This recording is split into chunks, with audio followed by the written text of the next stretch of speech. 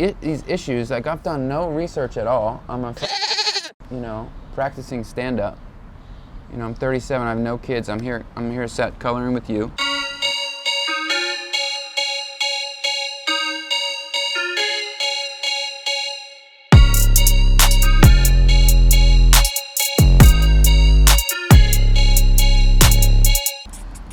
Well, Archie.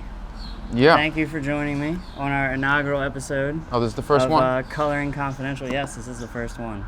So, to start the show off, I would like to give you the option between Paw Patrol or Cosmic Cats for your coloring needs. Well, I'm 37. Okay. So, either one is going to make me look like a crazy person when people walk by and they go, oh, I've seen that guy. Well, maybe not. I mean, you go on the internet nowadays, there's cats all over the place. I went with the cats because I figured you might be a cat guy. Okay. I'm not, but I'll no, today, I mean, if today you I want will to be. go Paw Patrol, we're No, good to go. I think I'll go with the cat one. Okay, so we have our crayons in front of us. We can just sort of So dive immediately in and, start and coloring? just get to chatting about life and things like that. I haven't colored since I was a kid. I feel like I'm either sick or I'm getting over like a brain injury or something like that, and that's why I'm coloring. Now, when you colored when you were a kid, were you the kid that did it like true to life, or did you kind of have a wild imagination with the coloring? Actually, I was like a cartoon. Like I would make my own cartoons as a kid, so I was like well into comic strips and all that. Yeah, I wasn't. Okay. I didn't do that paint by number shit. I was like the real deal. Oh, you were getting in fifth grade. See, I was just the one who wanted to get it done the quickest. Okay, you were in a rush? So I was just always in a rush, and it just turned out like crap, and that was just how I did it. Are you still that way, or did you No, learn? I've kind of tamed down since then. So I know you've been working on a web series, correct? Yeah. So how has that been going, man? Because it seems like it's been going, and I'm excited to see more content as it comes out. It's going good. It's hard to color and talk at the same time. No, you're good, man. But that says more about me, I guess. Yeah, working on a web series. The pilot is out. It's called 4.5 Stars. Yeah. It's on YouTube and Vimeo.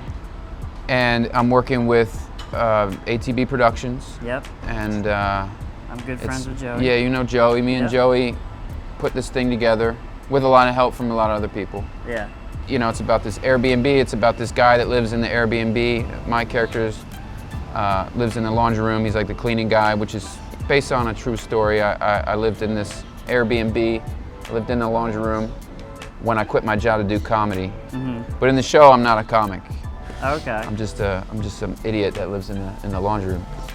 So you're not taking the Seinfeld approach? No. Yeah, I mean, it seemed kind of done before, so we kind of steered around that. I would totally agree with you on that one. But yeah, and then the guy who runs the Airbnb is a psychedelic drug advocate, and so he runs a magazine called the Mushroom Times magazine. Nice. So it's the blend of my character living there, the Airbnb guests, and the psychedelic,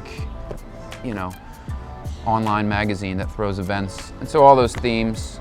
Joey plays my brother, so we're handyman guys that are always fucking up at work. Okay. And yeah, it's working on the first season, so it'll be out this fall. Oh, nice. We keep talking September. Awesome.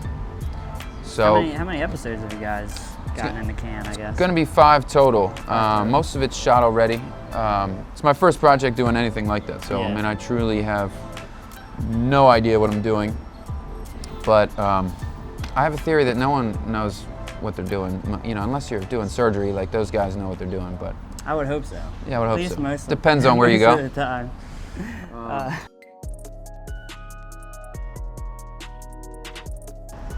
So when you're going to think about like what you're gonna bring to your stand-up game and all that stuff, like is it just life experiences that come out? Is it just you're thinking about random shit and it's just like, oh, that might be funny, kind of stuff?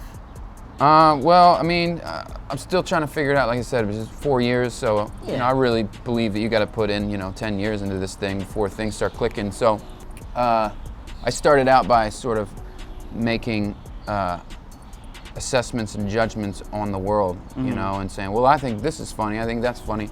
And what I notice is that it doesn't land as hard as when you begin with something about yourself. So from my experience, the audience feels a little bit more secure and safe with you as a performer if you tell them who you are, you know. So now my material is all personal and self-deprecating and things like that, and then I can kind of dress that into how I feel about the world. But if you come out right out of the gate just sort of talking shit, what's up with fucking tables? It's so stupid.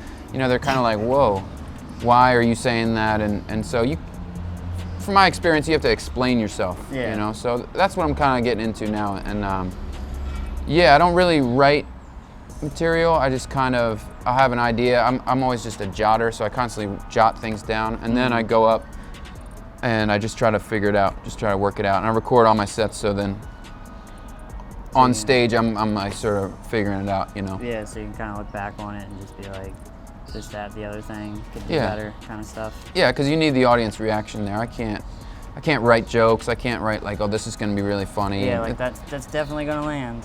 Yeah, you have no idea till you try it and try it different ways, and yeah, it's like it's more like a science than an art form. You know, you're kind of like applying things, and then it's constant failure. So you just have to get used to that. It's a lot like baseball, you know, where it's like if you hit 3 for 10, you're going to the Hall of Fame. You know what I mean? So it's a lot of just striking out.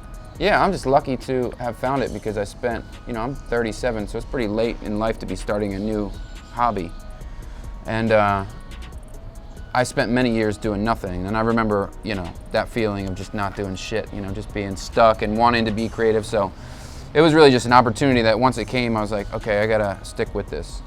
And, you know, I like the hard work element of it, that it doesn't come easy and that you should put your time in. And I like all that because I'm, at the heart, like, come from like working family who's like, go put your 10,000 hours in, and no one gives a shit. No one, you're not gonna get like, oh, you're doing comedy? Oh, that's so great. You know, my friends are like, cool, but, you know, no one gives a shit, you know. They're probably secretly nervous, like, you know, because if this doesn't work out, I'm gonna look like a real asshole. No, I'm there with you. Same with my family. When I first like wanted to get into film and all that stuff, it was the same kind of like, well, why don't you do this as like a backup plan, or backup plan? Why don't you do that? Yeah, you don't want a backup plan. You want to be able to take big risks, because it's like you're not going to go live under a bridge. No. Like, people's guidelines for failure, it's like they're almost nervous because they can't do it. You know, I mean, in whatever you're doing. Let's say you want to be a rock climber. I mean, I don't know, but I mean, why not take a risk? You know, backup plans. It's so gross to hear about. No one wants to hear an interview with a great person and talk about their backup plan. It's just like, so fucking cowardly. You know. Just go all in. You know, you want to be a yoga instructor? Do it. Like, just do it. And sometimes forcing yourself to do it and seeing how far you'll go. I mean, you know, with comedy, it's not like some sort of crazy journey, but there are days where you don't eat. There are days where you don't sleep. You sacrifice things for something else, you know, but you gotta sacrifice, you know.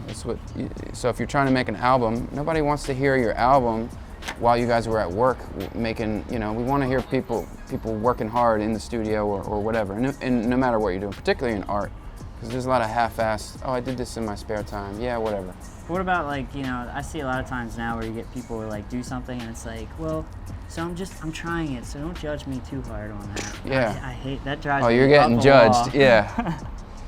It's like, don't be too harsh on me. It's like, well, you know, if you suck at something, you suck at something. Like, you know, you need that. Like, I learned very quick in film school. It's like, they tore some of my stuff apart, but I was like, I needed that. Because if everybody just said, like, that was pretty good, you know, you don't change, you don't grow. You know, you need those hard critiques.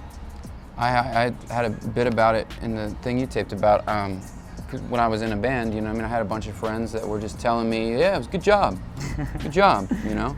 And just years went on with like a false sense. No one really, you know, was like, hey, you know, I don't think you got it. Yeah. And that didn't help me, you know what I mean? So I eventually figured out, hey, I don't think I can do this, you know? You want to go out and get answers immediately. And I like quotes, you know, I heard some quote, your success is determined by how many uncomfortable conversations you're willing to have. You Yeah. know what I mean? Because that's what it's really all about. If you want to do something, if you want to be a builder or an electrician in anything in life, you know, you better be ready to have an uncomfortable conversation. If you want to get married, you're going to have some uncomfortable conversations, so better get used to that, you know.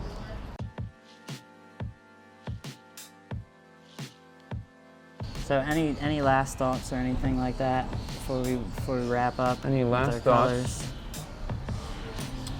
colors? Is God a woman or a man? Oh, it's got a woman or a man. I remember that from the day. Oh, it can't be either. It's not going to be that simple, right? I mean, who knows? It's just a cloud. Any last thoughts? No, I think that's it. I know that guy. That's good. I'm not trying to like name drop. That's what I do. I name drop people who I don't remember their name. I know that guy. I talked to him once. No, there's no last thoughts. Thanks for. I haven't colored in a while. This is pretty underwhelming for me too. No, that's great, man. But hopefully, I said some. If you could, I goofy- appreciate your goofy time, shit. and for your time, I present to you our inaugural Pog of awesomeness. Oh, okay. So that's for you. Okay, a pog. Yeah, a Pog. Yeah. I So you remember those things? Yeah, I do. Yep. So that's what we're giving away. So I appreciate your time. Yeah. man. Well, thank you very much. Thanks for coming out, and great coloring with you, man. Yeah, 100%. Cool. All right, man.